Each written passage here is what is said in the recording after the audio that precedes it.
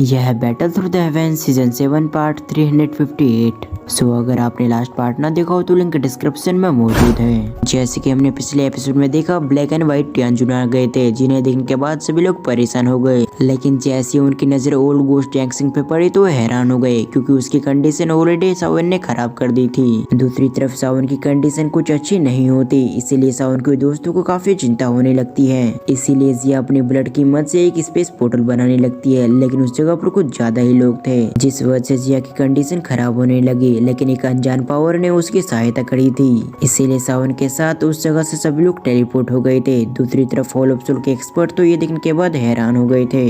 तो इसके आगे से इस पार्ट की शुरुआत होती है। इस एपिसोड की शुरुआत में ब्लैक एंड व्हाइट हैरान होते हुए कहते हैं आखिर ये कौन सी पावर थी जिसने सभी को भागने में मदद की। सचमुच ये पावर काफी टेरिफाइंग थी। जब टियानजुन और बाकी सभी इसी के बारे में सोच रहे थे तो दूसरी तरफ हम एक जगह देखते हैं जो जगह काफी खूबसूरत लग रही थी। लेकिन तभी उस जगह पर एक स्पेस पोर्टल ओपन होती है, जिसके अंदर से कई सारे फिगर बाहर निकलते हैं। हम देखते हैं और कोई नहीं बल्कि सावन और बाकी सभी लोग थे, जिनकी कंडीशन काफी ज्यादा खराब होती है। वो इस जगह पर आने के साथ एक गहरी सांसें लेते हैं। साथ ही उन्हें यकीन नहीं आ रहा था कि वो सभी हॉल ऑफ सोल से बच के आ गए, क्योंकि जब टियानजुन ने एंट्री लिया था तो उन सभी को लग रहा था कि उनका आखिरी दिन होगा। लेकिन ऐसा लगता है कि इन लोगों का लक ज्यादा ही अच्छा था, इसलिए सभी लोग बच गए। दूसरी तरफ हम जिया को देखते हैं, जो इस जगह पर आने के साथ ही अपने मुंह से ब्लड पोंछती है, और तभी अचानक से उसकी बॉडी हवा में फ्लाई करने लग गई थी। तभी जिया की बॉडी से पर्पल एनर्जी निकलने लगती है, जो धीरे धीरे करके जिया को कवर कर रही थी, और कुछ समय के अंदर जिया वापस अपने छोटे रूप में आ जाती है। दूसरी तरफ हम लीडर फेरी डॉक्टर को देखते हैं, जो जिया के पास आते हुए कहती है क्या तुम ठीक हो, जिस पर जिया कहती है मैं बिल्कुल ठीक हूँ। साथ ही कुछ समय आराम करने के बाद मैं अपने आप को पूरी तरह से हील कर लूंगी, लेकिन सबसे पहले मैं सावन को देखना चाहिए। दूसरी तरफ हम फेंग जुंजू को देखते हैं, जो इस जगह पर आने के साथ ही सावन की बॉडी को चेक करने लग गए थे।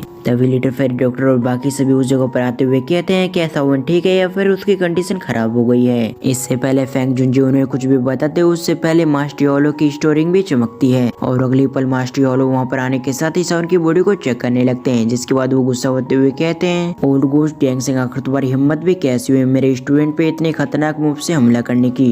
ये कहते हुए काफी गुस्सा हो गए थे, क्योंकि वो जानते थे कि सावन की ऐसी कंडीशन उनकी वजह से हुई है। अगर योलो को बचाने के लिए सावन हॉल ऑफ सोल ना जाता तो सावन की ऐसी कंडीशन नहीं होती। बस यही सब कुछ सुनकर काफी खुश हो रहे थे, साथ ही काफी बुरा भी लग रहा था। और अभी के समय सावन पूरी तरह से डीप स्लीप में जा चुका था, जबकि उसके चेहरे और उसकी बॉडी पे बस इंजरी दिखाई दे रही थी। इधर फेंग जुंजे मास्टर योलो को इतने सालों बाद देखने के बाद काफी खुश हो गए थे। साथ ही वो अभी उसके साथ बातें करना चाहते थे, लेकिन वो जानते थे कि अभी की सिचुएशन ऐसी नहीं है कि मास्टर योलो से बातें कर सके। यही सोचकर फेंग जुंजे रुक जाते हैं। तभी little fairy doctor master YOLO से सवाल करते हैं आखिर सावन कैसा है। ये सुनने के बाद योलो बताते हैं सावन की इंजरी काफी बड़ी है, साथ ही उसकी कंडीशन बहुत ज्यादा बिगड़ चुकी है, और तो और सावन की 70% हड्डियां टूट चुकी है, और ये सब कुछ आखिरी अटैक की वजह से हुआ था। ओल्ड गोस्ट जैंगसिंग ने अपनी पूरी पावर लगा दी थी, इसीलिए सावन भले ही मारा ना गया हो, लेकिन उसकी पूरी तरह से कंडीशन बिगड़ चुकी है। ये कहने के बाद वो कहते हैं हॉल ऑफ सोल में वादा करता हूँ कि मैं हॉल ऑफ सोल को पूरी तरह से मिटा दूंगा। मास्टर योलो की बातों को सुनने के बाद लिटिल फेरी डॉक्टर को एक बड़ा झटका लगा था, इसलिए लिटिल फेरी डॉक्टर अपने आप को संभाल नहीं पाती। लेकिन इससे पहले वो गिरती उससे पहले जिया आ गई थी, जो उसे संभालते हुए उससे कहती है अपने आप को संभालिए। दूसरी तरफ फेंग जुंजे मास्टर योलो की बातों को सुनने के बाद सरप्राइज हो गए थे। उन्होंने एक्सपेक्ट नहीं किया था कि योलो सावन की वजह से इतना गुस्सा हो जाएगा। तभी फेंग जुंजे योलो से कहते हैं तुम्हें इतना परेशान होने की जरूरत नहीं है, मुझे पता है तुम भी काफी अच्छे अल्केमिस्ट हो, इसीलिए तुम्हारे पास कोई उपाय होगा जिससे हम सावन को जल्द से जल्द रिकवर कर पाए। ये कहते हुए फेंग जुंजू को याद आया था कि सावन के साथ ही साथ योलो की भी कंडीशन ऐसी नहीं है कि वो सावन को किसी भी तरह से मदद कर पाए, और तो और मास्टर योलो के पास उनकी बॉडी भी नहीं है, ना ही उनके पास उनकी स्ट्रेंथ है। इसीलिए फेंग जुंजे मास्टर योलो से कहते हैं अभी तुम्हें शांत होकर सावन के बारे में सोचना चाहिए, और जहाँ तक रही हॉल ऑफ सोल की बात तो हम बाद में सोचेंगे। दूसरी तरफ योलो को भी ये आइडिया पसंद आती है, इसलिए वो कहते हैं ठीक है।